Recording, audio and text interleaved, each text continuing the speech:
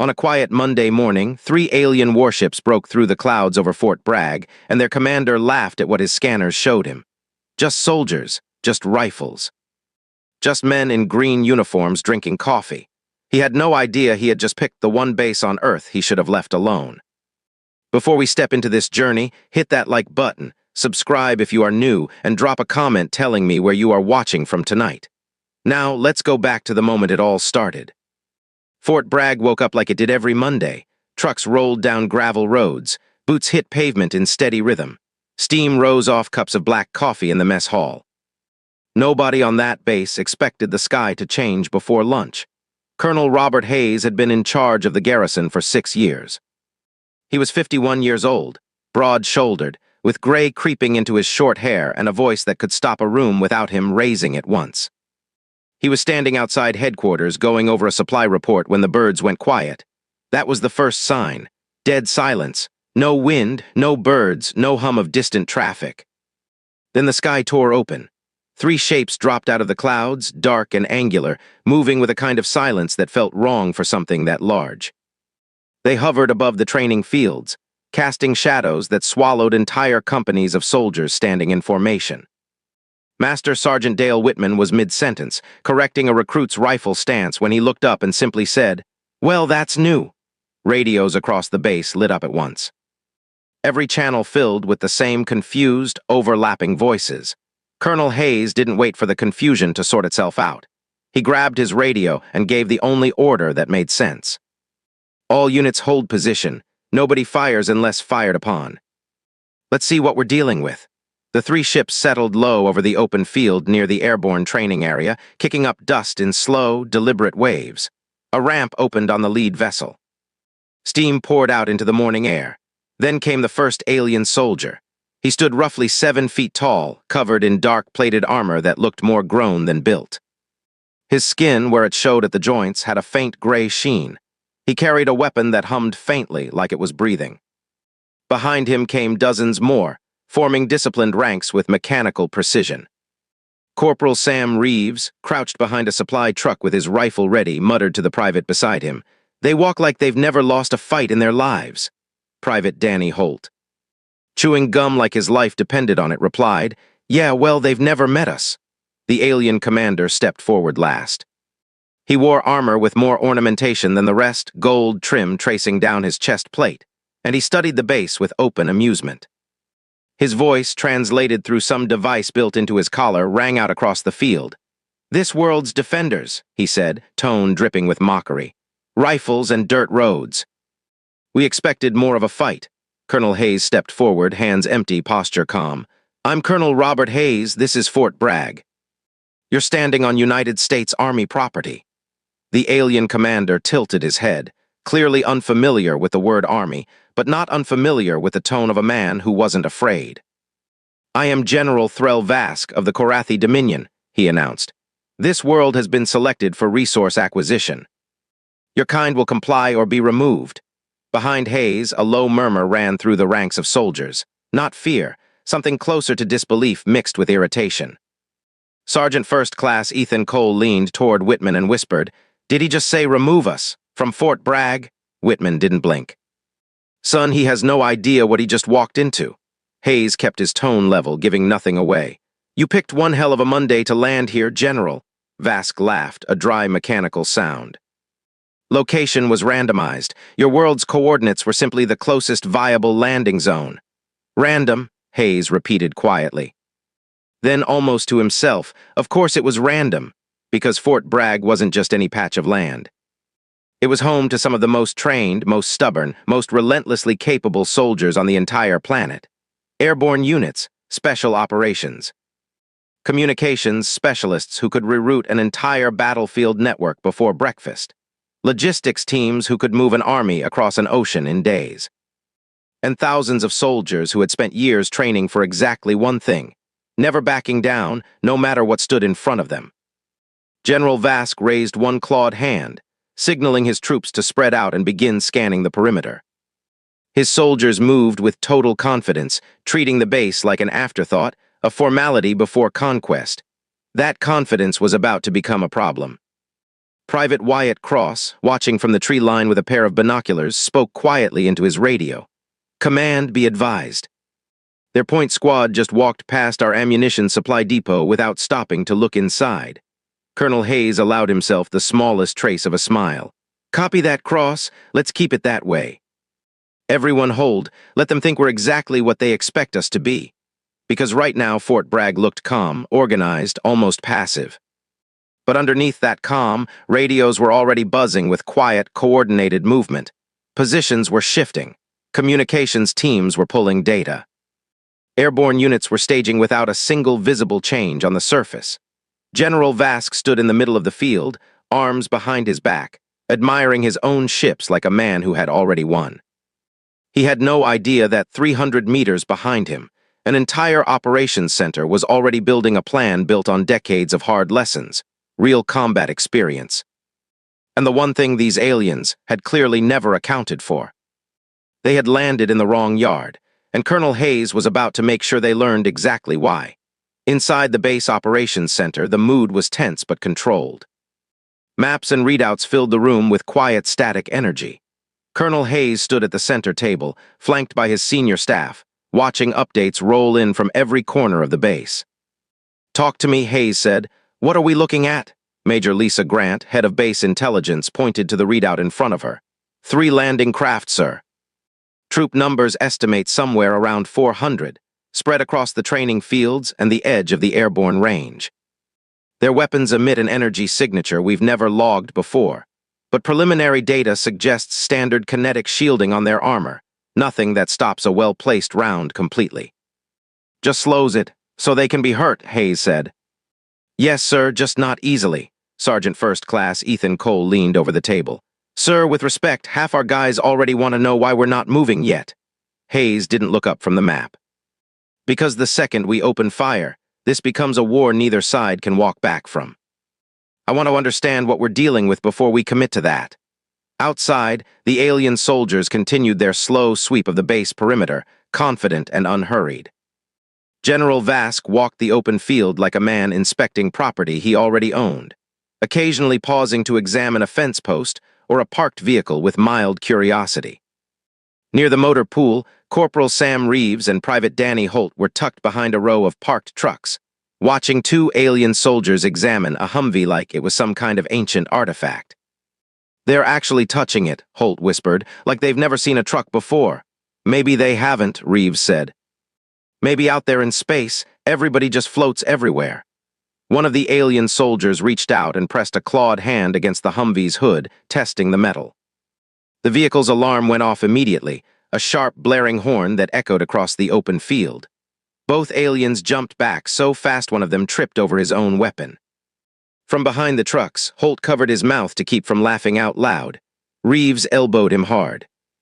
"Do not," Reeves whispered. "Let them hear you laughing at their tactical retreat from a car alarm." Back in operations, that exact moment showed up on the base's internal reporting feed. And even Colonel Hayes allowed himself a brief, tight smile before turning back to business. "Grant, what's the situation with their ships?" "Still hovering, sir. No sign of additional reinforcements incoming yet. If they called for backup, we haven't detected the signal." "Good. That buys us time." Hayes turned to Whitman. "Dale, I want 2 things. First, I want every non-combat personnel moved to secure buildings, quiet and controlled, no panic. Second, I want our best marksmen positioned along the tree line out of sight, and I want eyes on every single one of their weak points." Whitman nodded once. "Already moving, sir." Outside, General Vask returned to the center of the field, addressing Colonel Hayes again through the translation device. "Your world grows more curious by the minute," Vask said. "Your soldiers hide behind vehicles instead of forming ranks. Is this some form of primitive strategy?" Hayes stepped forward again, calm as ever. "It's called cover, General. You might want to look into it." Vask's jaw tightened slightly, the closest thing to irritation his alien expression allowed. "You stall for time, Colonel. It will not save you." "Maybe," Hayes said. "Or maybe you're about to learn why nobody invades an active military installation without doing their homework first." Vask laughed again, that same dry mechanical sound. Though this time there was a flicker of something else behind it. Uncertainty, perhaps, though he would never admit it. Meanwhile, near the eastern fence line, Sergeant Cole was crouched with two of his men, watching a group of alien soldiers attempt to interface with the base's outer communication tower. One of them placed a device against the metal frame, and sparks immediately shot out, sending all three aliens stumbling backward. "They're trying to hack our comms," Cole whispered into his radio. "And it's fighting back." In operations, Major Grant almost laughed. "Our systems weren't built with universal alien compatibility in mind, sir." "Looks like they're finding that out the hard way." Hayes allowed himself one more small smile before his expression hardened again. "Let's make sure that's the only thing that surprises them today." He turned to the room, every eye on him. "Listen up. These things are strong, disciplined, and confident. That confidence is the only weakness we've seen so far.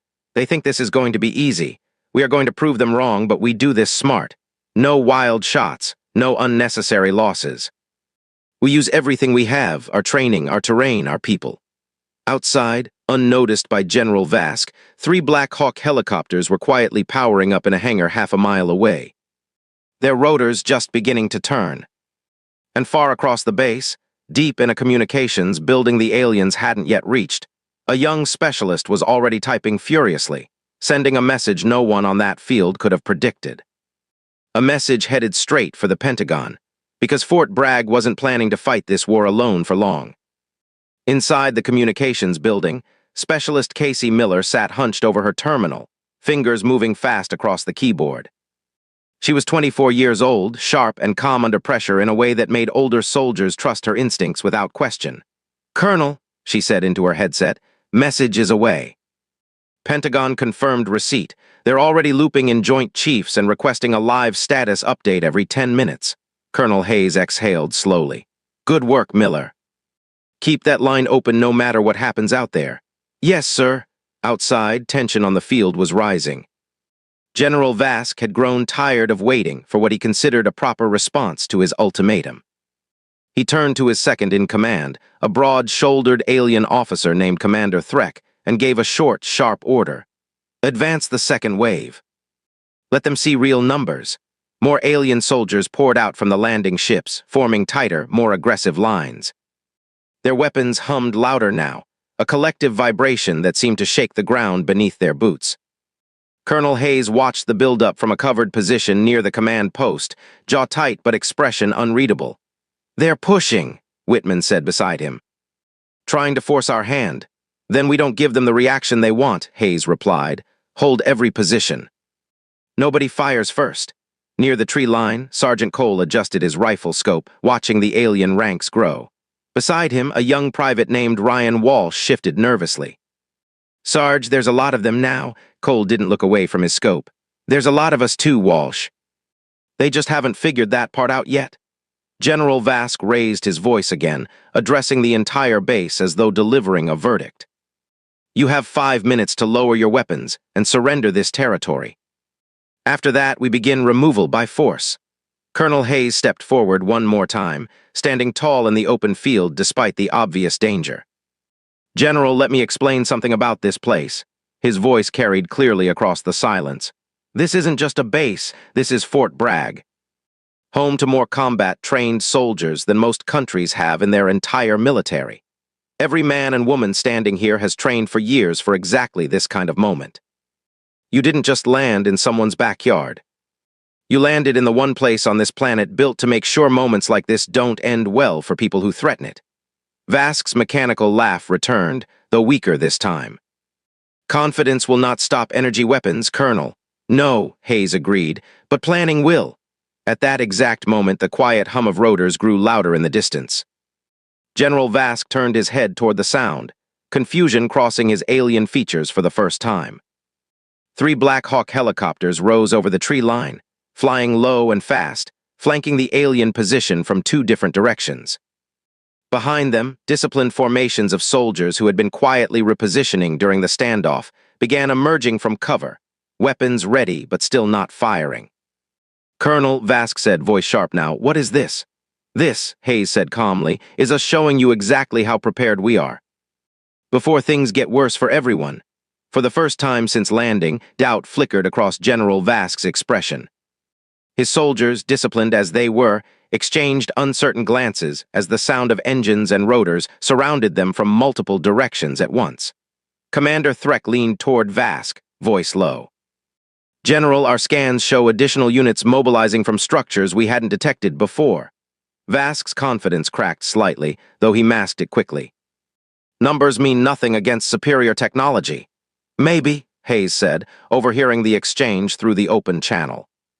"But numbers backed by training, terrain, and time to prepare mean everything." He raised one hand, a signal only his own soldiers understood.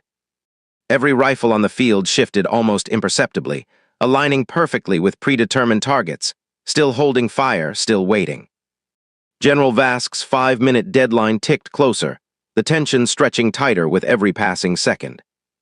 Somewhere above, the Black Hawks circled once, engines roaring louder, forcing the alien ranks to look skyward instead of forward. And in that single distracted moment, Colonel Hayes gave the only order that mattered. "Hold until my mark," he said quietly into his radio. Not 1 second before, because General Vask had come expecting an easy conquest. Instead, standing right in front of him, hidden behind calm words and quiet movement, was an entire base that had spent the last 20 minutes turning his overwhelming confidence into the very thing that was about to destroy his advantage completely. The countdown reached its final seconds, and Fort Bragg was ready. The 5-minute deadline expired with a silence so heavy it felt like the entire base was holding its breath. General Vask raised one hand, ready to give the order to advance. "Your time has run out, Colonel. Compliance was the easier choice." Colonel Hayes didn't flinch. "We already made our choice, General." "You just haven't seen it yet." Vask's hand dropped. The alien front line surged forward, weapons raised, their formation moving with terrifying discipline. But the moment they crossed the open field toward the base perimeter, the ground beneath them lit up with a controlled response that had been waiting patiently for exactly this moment. From the tree line, Sergeant Cole gave the order through his headset. Fire! Coordinated rifle fire erupted from multiple positions at once, striking the alien front line from angles they hadn't accounted for. Their armor absorbed some of the impact, but not all of it. Soldiers staggered, several dropped entirely, and for the first time since landing, the alien ranks broke formation out of pure instinct. Overhead, the Black Hawks swept in low, forcing a second wave of alien soldiers to scatter toward the open field. Directly into the sightlines of soldiers who had been waiting in perfect position the entire time. "They're not holding formation," Whitman reported from his position near the command post. "They weren't ready for return fire this coordinated." Colonel Hayes moved quickly but calmly toward a secondary command point, watching the battlefield unfold exactly as planned. Though far from finished, "Keep the pressure controlled. We're not here to wipe them out. We're here to make them leave." Near the motor pool, Corporal Reeves and Private Holt found themselves face to face with 2 alien soldiers who had broken off from the main formation, clearly disoriented by the sudden resistance. "Cover," Reeves shouted, pulling Holt behind an armored vehicle just as an energy blast tore through the space they had been standing in seconds earlier. Holt fired back around the edge of the vehicle, striking one alien soldier square in the chest plate. The soldier staggered, but didn't fall, armor absorbing most of the impact. "Aim for the joints," Reeves shouted. "Their armor's weakest where it bends." Holt adjusted his aim and fired again, this time catching the alien soldier at the shoulder joint. The soldier dropped his weapon, clutching the wound, before Reeves closed the distance and disarmed him completely. Across the field, General Vask watched his forces falter with growing disbelief. "Impossible," he muttered. "This world had no advanced defenses in our scans." Commander Threck, standing beside him, looked equally shaken. "General, their coordination suggests extensive prior training. This is not primitive resistance." "No," Vask said slowly, realization creeping into his voice. "This is something else entirely." Colonel Hayes' voice carried clearly across the open comm channel, calm despite the chaos surrounding him. "General Vask, you still have a choice. Withdraw your forces now, and this ends without further losses on either side." Vask hesitated, watching his soldiers pull back instinctively from positions they had expected to hold with ease. Around him, the battlefield had transformed from an easy conquest into a controlled, methodical defense that refused to break no matter how much pressure his forces applied. Near the eastern perimeter, Sergeant Cole and his squad advanced carefully, pushing a group of alien soldiers back toward their landing ships without a single unnecessary shot fired. Every movement was deliberate, controlled, exactly as they had trained for years to execute. "They're falling back toward their ships," Cole reported. No signs of reinforcement incoming. In the command post, Major Grant confirmed the same. "Sir, their remaining forces are consolidating. No additional ships detected in orbit."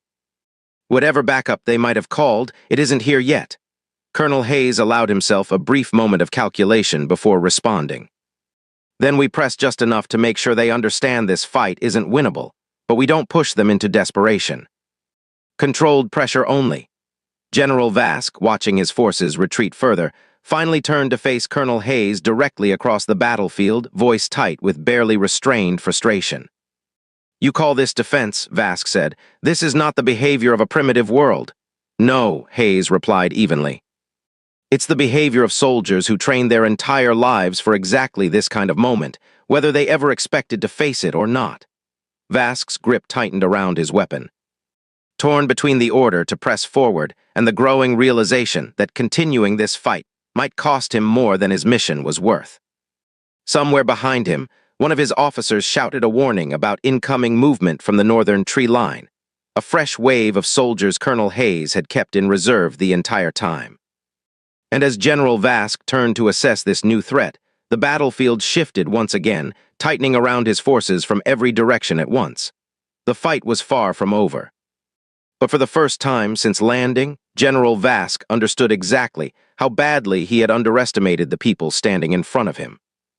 The reserve unit moved in fast and disciplined, closing the gap around the alien position from the north exactly as Colonel Hayes had planned from the very first minute of the standoff. General Vask, watching his forces caught between two fronts, finally understood the trap he had walked into hours earlier without realizing it. "Pull back to the ships," Vask ordered, his voice sharp now, stripped of the earlier mockery. "Full retreat." Commander Threck hesitated. "General, retreat now signals weakness to the Dominion Council." "Staying here signals death," Vask snapped. "Move." Alien soldiers began falling back in controlled but urgent formation, covering each other as they retreated toward the landing ships still hovering at the edge of the field. Colonel Hayes watched the retreat begin, giving one final order through his radio. "Let them go. No pursuit past the tree line." "We wanted them gone, not destroyed." Near the motor pool, Reeves and Holt watched the retreating soldiers pass close by, weapons still raised but not firing. "They're actually leaving," Holt said almost in disbelief. "Told you," Reeves replied. "Nobody wins a fight against people who already know every inch of their own backyard." General Vask reached the ramp of his lead ship. Pausing for one final look back at the base that had dismantled his entire operation in under an hour. Colonel Hayes stood in the open field, unmoving, watching him leave with the same calm expression he'd carried since the ships first appeared. "This is not finished, Colonel," Vask called out, voice carrying across the distance one last time. "Maybe not," Hayes replied. "But if you come back, you already know what's waiting for you." Vask disappeared into his ship without another word. Moments later, all three vessels lifted off the field, engines roaring as they climbed back into the sky and vanished into the clouds as quickly as they had arrived.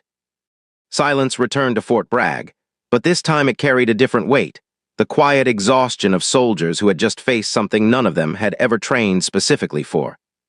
And won anyway. Colonel Hayes lowered his radio slowly, allowing himself one long breath before turning back toward his command staff. "Status report," he said. "I want numbers on wounded damage assessments and anything unusual left behind on that field." Major Grant moved quickly to comply, already coordinating teams across the base. Whitman approached Hayes directly, expression unreadable but respectful. "Sir, for what it's worth, that was about as clean as a first-contact firefight could go." Hayes allowed a tired but genuine smile. "Nobody trains for aliens showing up on a Monday, Dale. We just trained for chaos in general. Turns out that covers more than we thought." Across the field, soldiers slowly began regrouping, checking on each other, securing the perimeter, and processing what had just happened in real time. Specialist Miller's voice crackled over the radio from the communications building. "Colonel, Pentagon is requesting a full briefing immediately." They also want to know if you need additional support inbound. Hayes considered that for a moment before responding. Tell them the situation is contained for now, but we'll need a full debrief team out here as soon as possible. And Miller, good work keeping that line open the whole time. Thank you, sir. As the base slowly shifted from combat readiness back toward controlled recovery.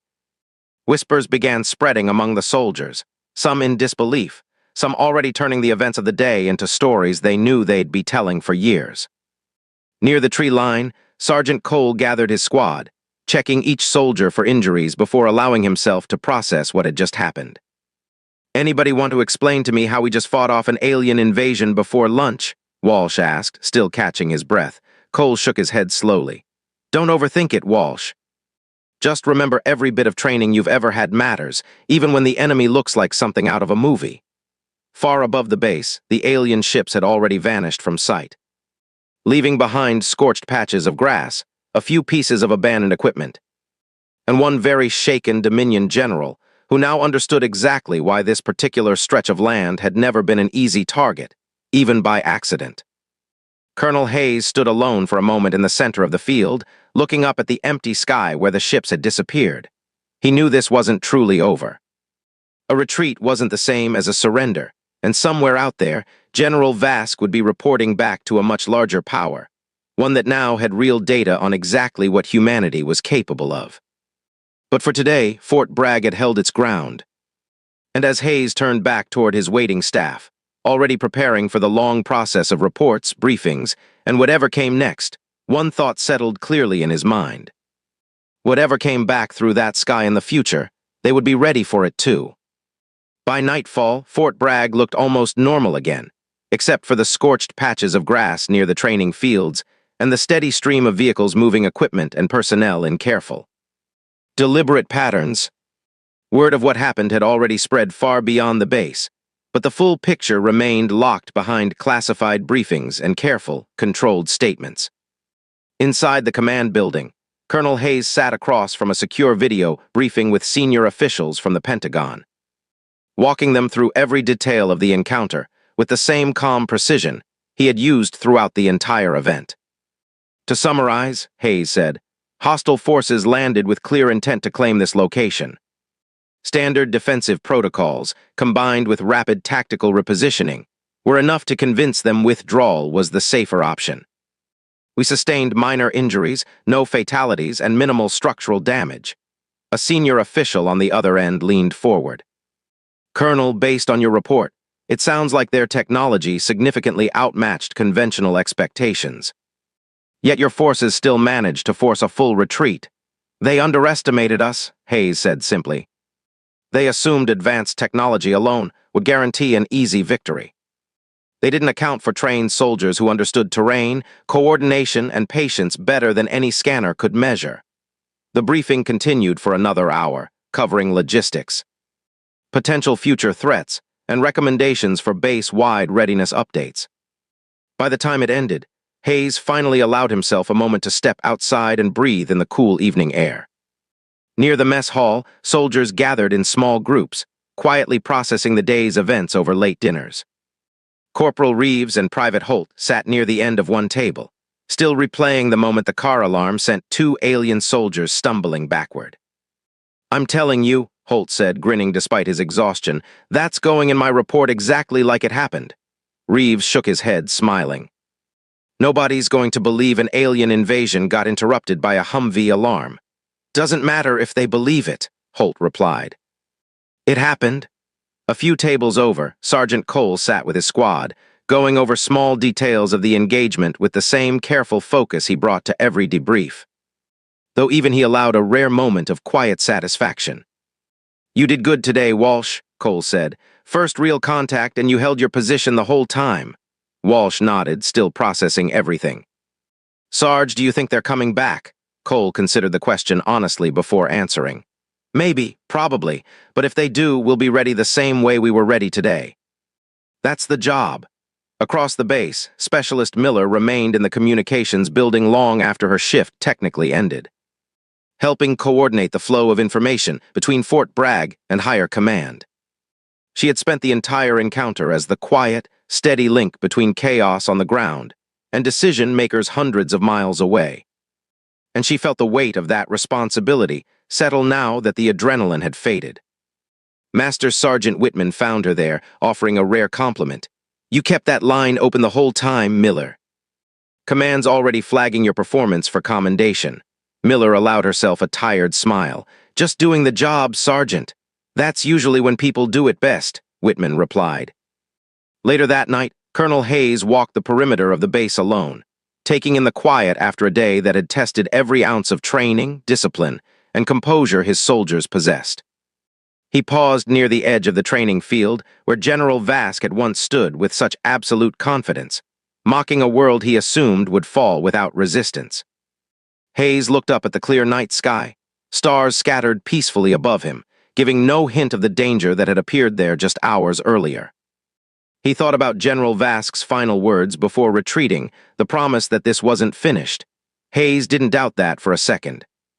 Whatever power stood behind that Dominion Council would eventually receive a full report, detailing exactly how badly their expectations had been shattered by a single military installation on a planet they assumed would offer no real resistance. But if they came back, Hayes knew exactly what they would find waiting for them.